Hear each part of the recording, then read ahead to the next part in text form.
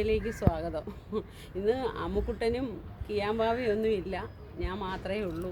ഞാൻ നിങ്ങളെ ഒരു കാര്യം കാണിക്കാൻ വേണ്ടിയിട്ടാണ്. കണ്ടോ, ഈ ഒരു ചട്ടി കണ്ടോ, ഈ ഒരു ചട്ടിക്കകത്ത് നമ്മുടെ ഒരു ചെടിച്ചട്ടിയാണ്.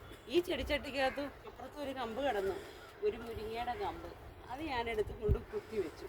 നോക്കിക്കേ, നമുക്ക് എത്ര മുരിങ്ങയ്ക്കാ കിട്ടിയെന്ന് നോക്കിയത്. കണ്ടോ കണ്ടോ, നമുക്ക് കൈ എത്തി പറിക്കാം. കണ്ടോ മുരിങ്ങയ്ക്ക, എത്ര മുരിങ്ങയ്ക്കുണ്ട്, ആയിക്കൊണ്ടേയിരിക്കുന്നു. കണ്ടോ.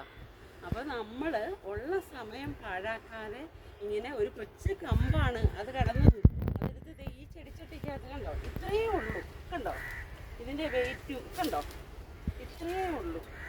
അതിനകത്ത് കുഴിച്ച് വെച്ചപ്പോൾ നമുക്ക് കിട്ടിയ കാ കണ്ടോ. എല്ലാവരും അതുപോലെ നമ്മൾ ശ്രമിച്ചാൽ എല്ലാവരുടെ വീട്ടിലും നമുക്ക് മുരിങ്ങയ്ക്ക കിട്ടിയില്ലെങ്കിലും ഇതിൻ്റെ ഇലയൊക്കെ തോരൻ വെച്ചാൽ എത്ര ഗുണമാണ്. തോരൻ വയ്ക്കാം, മുരിങ്ങ ചാറ് വയ്ക്കാം, മുരിങ്ങ ഇല കൊണ്ട് എന്തൊക്കെ കറികളുണ്ടാക്കാം.